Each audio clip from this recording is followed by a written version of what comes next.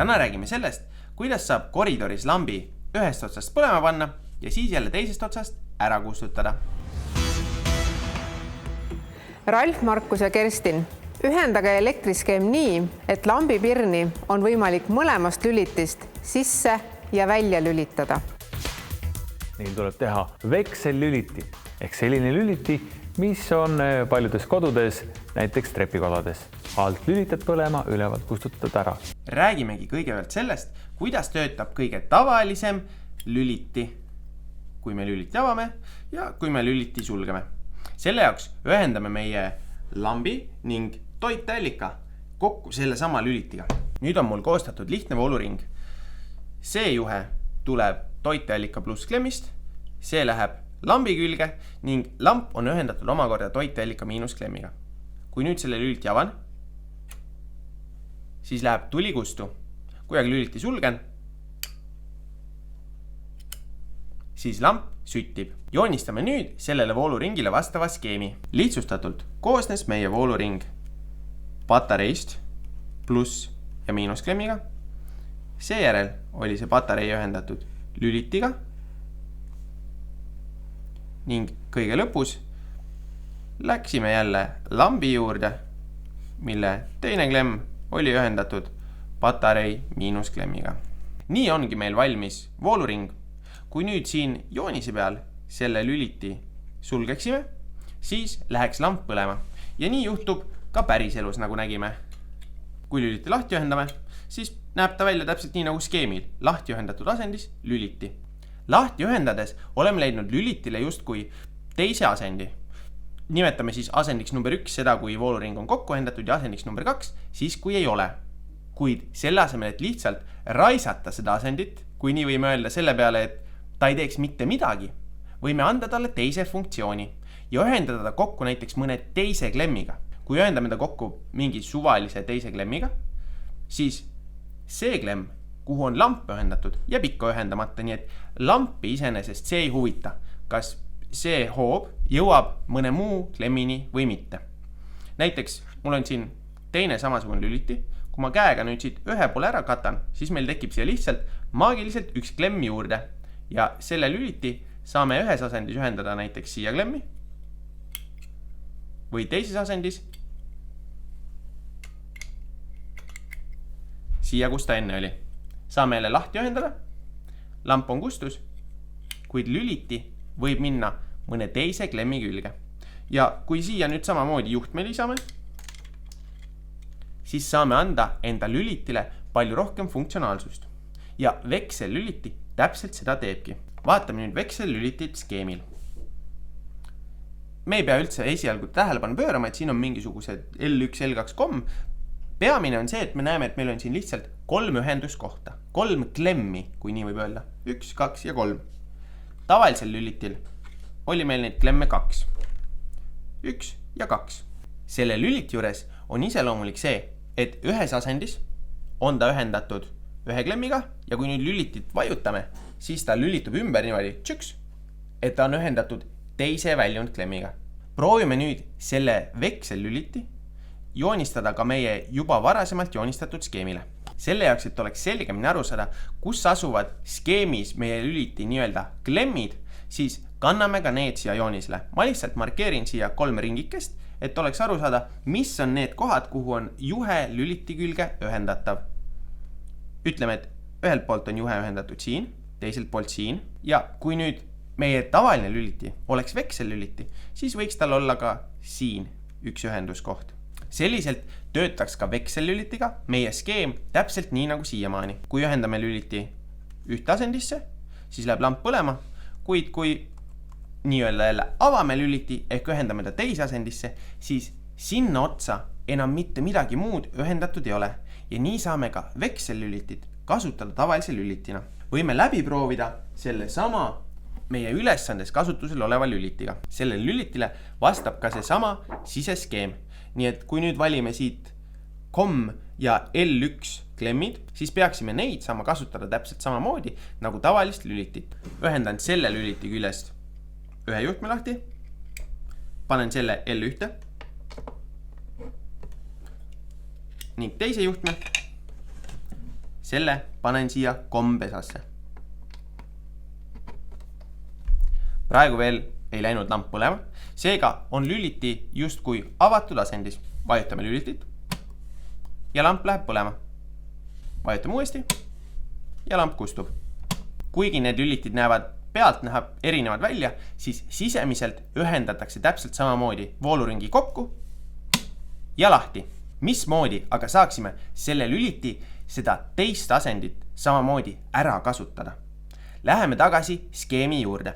Lüliti, mis on suletud asendis ehk kokku ühendatud, on sisuliselt juhe. Nii et see osa siin, kus meil on lihtsalt juhe skeemis, võime sellest mõelda ka kui kokku ühendatud lülitist. Nii et samamoodi võime siia märkida lüliti 2 klemmi ja öelda, et lüliti on lihtsalt nende vahel antud hetkel kokku ühendatud.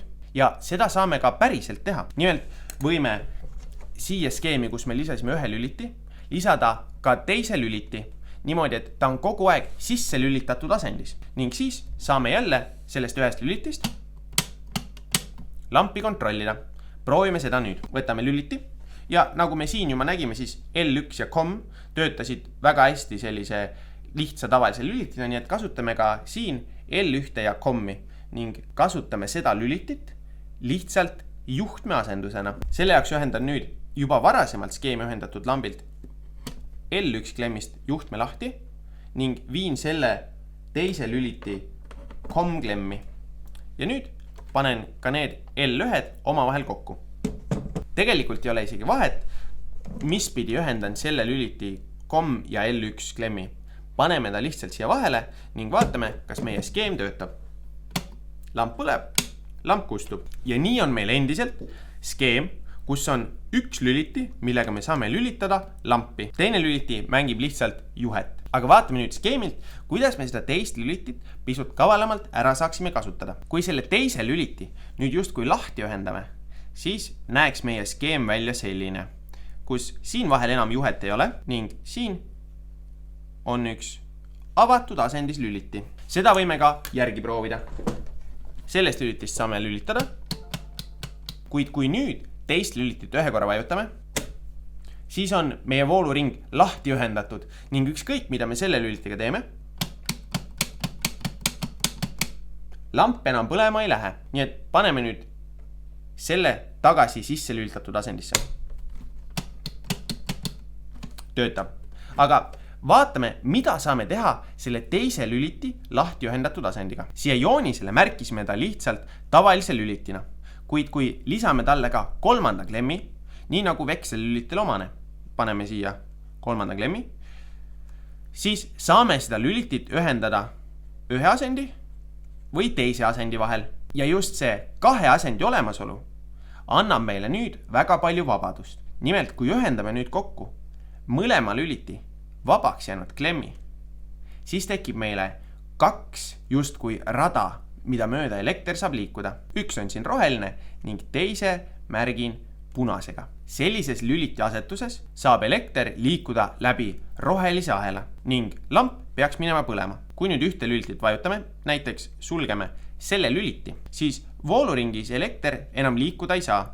Sest et kui ta nüüd siit patarei plussklemmilt tuleb, hakkab tulema, siis siit teisest lülitist ta enam edasi ei saa. Samamoodi võime jälgida seda voolu liikumist ka patarei miinusklemmilt. Siit on ühendus lambiga läbi selle lüliti ja siia.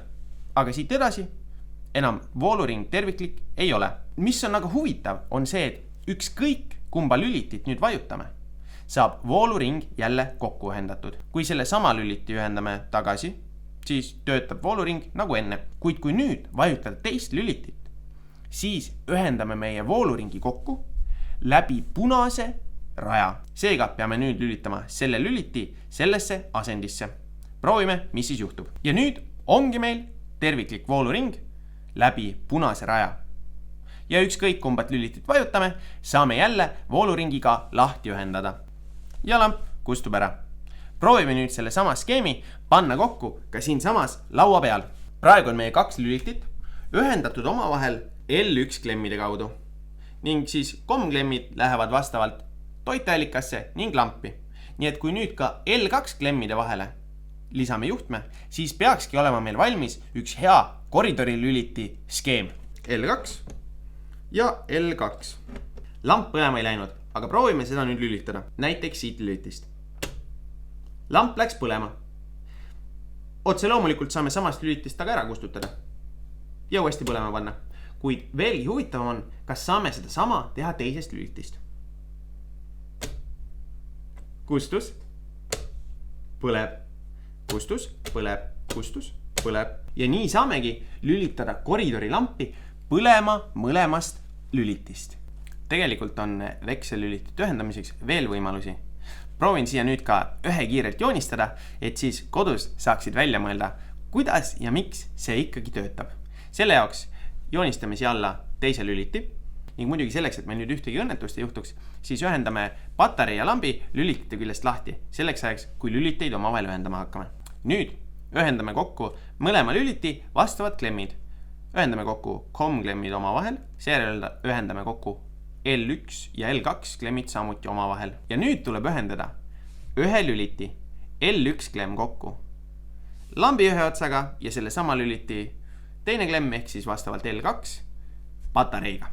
Ning see sama skeem on mul siin ka laua peal kokku pandud. Kui vajutan ühte lülitit, läheb põlema, teist läheb kustu. Vaata nüüd ka ise seda skeemi ja proovi mõelda, kuidas ja miks ka selline skeem töötada võib.